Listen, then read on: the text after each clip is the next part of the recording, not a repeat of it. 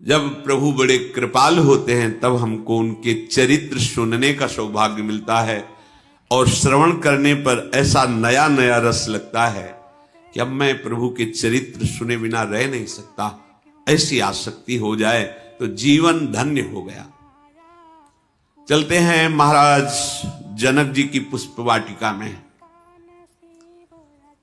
जैसे हमारे निकुंज में सुंदर फूलों से श्रृंगारित सिंहासन पर प्राणाराध्य युगल सरकार अनशन पर भुज दिए बिलोकत इंदु बदन बिबियोर करत पान रस मत परस्पर लोचन त्रसित चकोर।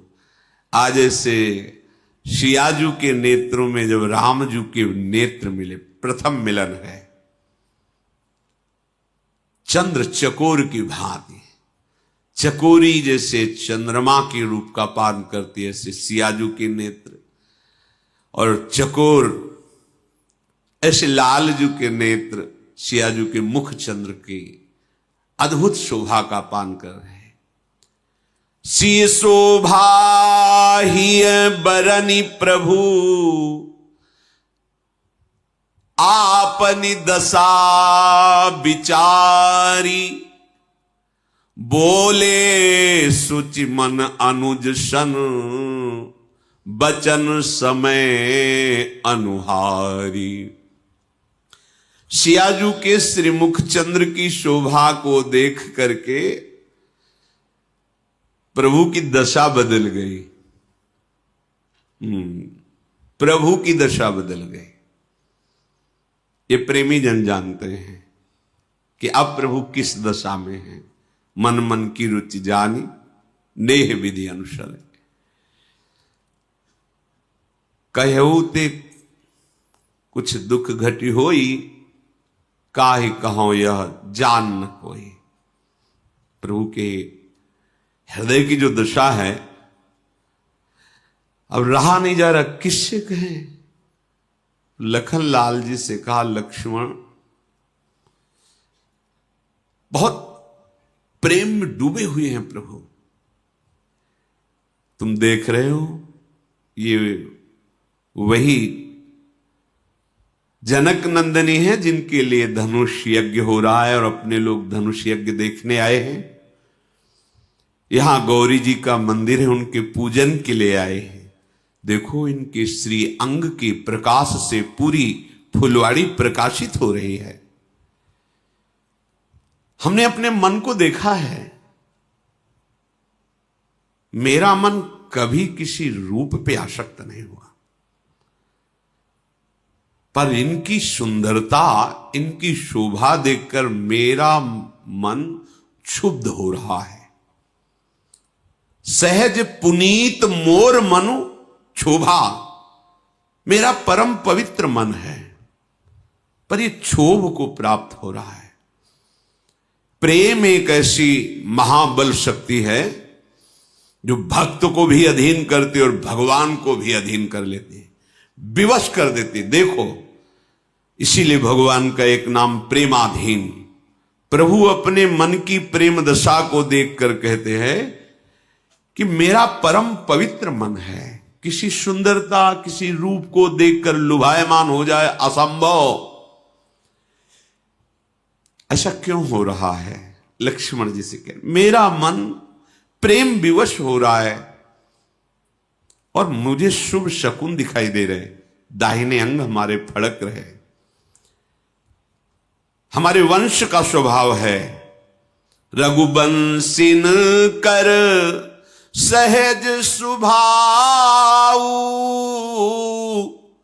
मन कुपंथ पगु धरई न काऊ, मोहि अतिशय प्रतीति मन केरी, जेहि सपने हूं पर नारी नहेरी। मेरे वंश का जन्मजात स्वभाव है कि कोई कभी किसी पराई स्त्री को देखने की भी चाह नहीं करता, कुमार्गगामी मन नहीं हो सकता। और मैं अपने मन पर बहुत विश्वास करता हूं। जिसने आज तक कभी विपरीत संकल्प नहीं उठाया। पर आज क्या हो गया? आज ये जनक नंदिनी को देख करके मेरा मन प्रेमासक्त हो रहा है। विधाता जाने क्या है। लक्ष्मण जी से कह रहे, संसार में ऐसे ज्यादा पुरुष नहीं होते जो युद्ध के अवसर पर कभी पीठ न दिखाएं, दरवाजे पर मांगने वाले को कभी विमुख न जाने दें और पराई स्त्री पर कभी आसक्त न हो। ऐसे ज्यादा पुरुष नहीं होते।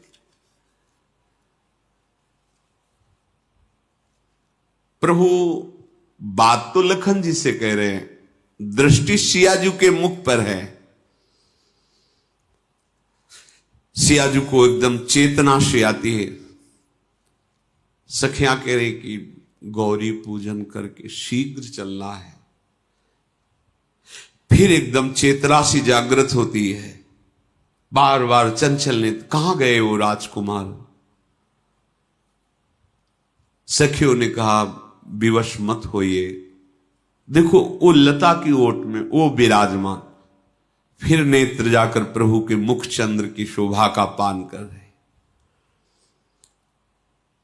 प्रभु भी फूल का दोना हाथ में ही है और जानकी जी को निरख कर प्रेम मगन हो रहे। दोनों चंद्र चकोरी की भांति विवश हैं। सखियों को लगा कि ज्यादा समय यहां व्यतीत नहीं करना चाहिए। कहा, सियाजू आप शीघ्र चलें। चलना शब्द सुनकर सियाजी ने भर नेत्र देखा और आंख बंद कर ली। मानो प्रभु के रूप को अपने मानस पटल पर, अपने हृदय पर बिठा लिया। अद्भुत रूप प्रभु का है। नील कांति, वो नीलिमा है ही नहीं सृष्टि में। उदाहरण में जैसे अनुमान के लिए वो ऐसा नहीं हो सकता कि प्राकृतिक रंग से प्रभु के श्रीअंग की तुलना की जाए। ये प्रकृति जनित वो चिदानंद है। जैसे कहा गया, केकी कंठाभ नीलम, मोर के गले की जैसे नील कांति। जैसे कहा गया है कि नवीन जलधर मेघ की कांति। कहा अनुमान के लिए केवल कि ऐसा हो सकता है, नहीं, कोई नहीं। ये उपमा और अनुमान और अलंकार से बहुत अलग हैं। ये अद्वितीय सच्चिदानंद हैं। बिना प्रेम दृष्टि प्राप्त हुए, दिव्य दृष्टि प्राप्त हुए अद्भुत नीलकांति। गौरवर्ण लखनलाल जी पास में अरविंदाक्ष, विशाल मनोहर, विशाल भयानक नहीं, मनोहर। कुछ कुछ अरुणिमा है नेत्रों में और प्रेम युक्त है।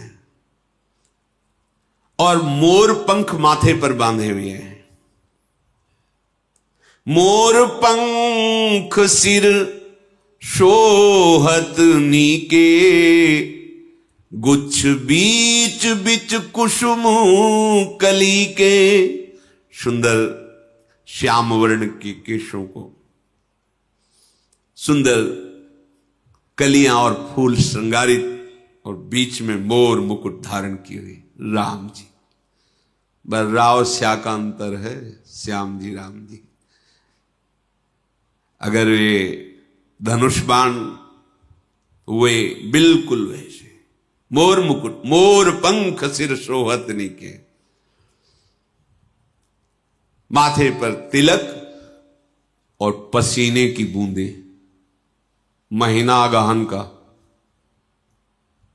बहुत मेहनत वाला कार्य कर रहे हैं ना, फूल चुन रहे हैं। पसीना कैसे आ गया महाराज के? सोचने वाली बात है।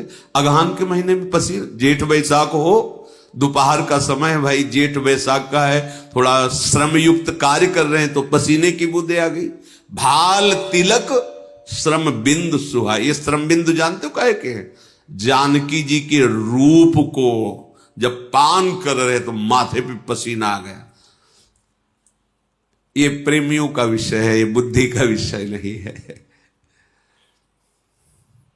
प्रेम की दशा में ये भी आता है। पसीना पसीना हो जाना, कंपायमान हो जाना, शरीर रोम रोम पुलकित हो जाना। सुंदर मकराकृत कुंडल, धनुष के समान टेढ़ी भौहें, रत्नारे नेत्र, ठोड़ी, नाक, गाल बड़े ही सुंदर और मंद मुस्कुराहट, करोड़ कामदेव मूर्छित हो जाएं। और गंभीर स्वभाव, इधर मोर मुकुट वाले का रसीला स्वभाव, टेढ़ी चाल, तिरछी चितवन, बाके बाके, इनका सब कुछ बाका। ये सीधे महाराज, बड़े गंभीर महाराज, नेत्र भी बहुत संभाल के उठाना, बिल्कुल एक एक चेष्टा बड़ी गंभीरता पूर्वक। हमारे जो लालजू महाराज है ना, छैल छबीली लाडली, छैल छबीले लाल, ये महाराज तो रस बरसाते रहते। उधर महाराज बहुत गंभीर, बहुत गंभीर, यही वही यहां वहां दो बालक देखा, मति भ्रम से दो दिखाई देते, एक ही है। वक्षा विशाल, वक्षा स्थल, मणियों की माला, भुजाएं देखते ही बनती, अभयद भुज दंड में मूल, पीनन ससान कुल, अपार बलशाली, अपने भक्तों की रक्षा करने वाली ये भुजाएं हैं, बल की सीमा है। प्रभु बाएं हाथ में दोना, दाहिने हाथ से पुष्प उतार रहे हैं। ऐसा सलोना रूप, पीतांबर अलग शोभा दे रहा है। सखियों ने सावधान किया, जल्दी चलो सियाजू, पहले गिरजाजू का ध्यान कर लो, उनसे आशीष ले लो। राजकुमार तो अब रुकेंगे कई दिन, फिर दर्शन हो जाएंगे। विवश होके, ये प्रेम विवशता प्रेमी हृदय ही जानता है। अब विवश होके इनसे दूर होना पड़ेगा, इनके दर्शन से अलग होना पड़ेगा। सखियां संभाल करके सियाजी को, इधर प्रभु का भी मन प्रेम विवश हो रहा है। सखियां सियाजी को कह रही कि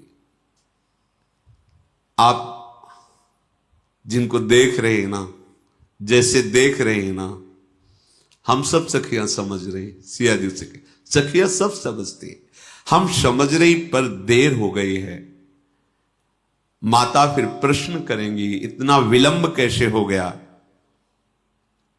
सियाजी तो हृदय में राम रूप को धारण करके कैसे कदम चल रहे पता ही नहीं चल रहा।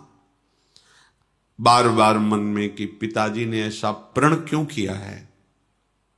धनुष जो तोड़ेगा भगवान शंकर का, वही सियाजू का वर्ण करेगा। ये स्मरण करके हृदय में बड़ी व्यथा हो रही है कि अगर आज प्रण ना होता तो हम आप सखियों से निवेदन कर देते कि पिताजी से कह दो कि यही हमारे हृदयेश्वर हैं। आगे सखियां ऐसे ले फिर मुड़ जाती है। सखिया कहती क्या देख रहे हो। बोले बड़ा सुंदर मृग दिखाई दे रहा है। देखन मिस मृग बिहग तरु, फिरई बहोरी बहोरी, निरख निरख रघुबीर छवि, बाढ़ई प्रीति न थोरी। नहीं, वो मैं लता देख रही थी, वो पीछे वाली लता बड़ी सुंदर फूली हुई है ना, उसे देख। कहां है रघुनाथ जी, बार बार ऐसे। ये क्या पिताजी ने प्रण ले लिया। कहां भगवान महादेव जी का वो विशाल धनुष, और कहां नव किशोर सुकुमार, कैसे तोड़ेंगे। हृदय में बड़ी व्यथा हो रही है। जब प्रभु ने देखा कि सखियों से जानकी जी जा रही, तो जानकी जी के रूप को अपने हृदय में विराजमान किया।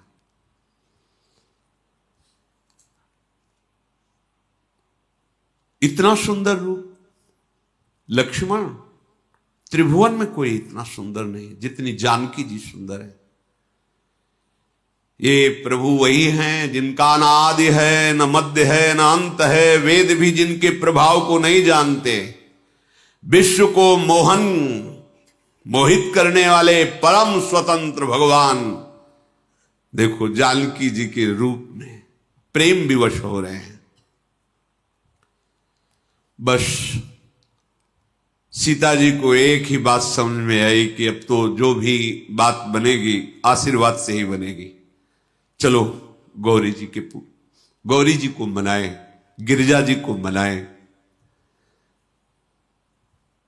पास गई, विवश होकर के बैठ गई और कहा कि आज तक जिसने आपसे मांगा मां, कभी कोई विमुख नहीं गया, क्योंकि आप मां हो। भगवान शिव के वो प्राणों से भी प्रिय हो। आपके सी चरणों की सेवा से कौन सा फल दुर्लभ है। कोई भी ऋषि मुनि मनुष्य कोई भी हे जगदम्बा आपके चरणों की आराधना करे तो उसकी कामना की पूर्ति हो जाती है। मेरा मनोरथ आप जान रही हैं ना, क्योंकि आप सबके हृदय में विराजमान हैं। मैं प्रगट में आपसे नहीं कह सकती, बस आप जान लीजिए। और जो देवी जी की प्रतिमा श्री विग्रह थी, उनके चरण पकड़कर जान कीजिए। बार बार विनय, बार बार देख करके कहें, आप हमारे मन के मनोरथ को जानती हो, कह नहीं सकती।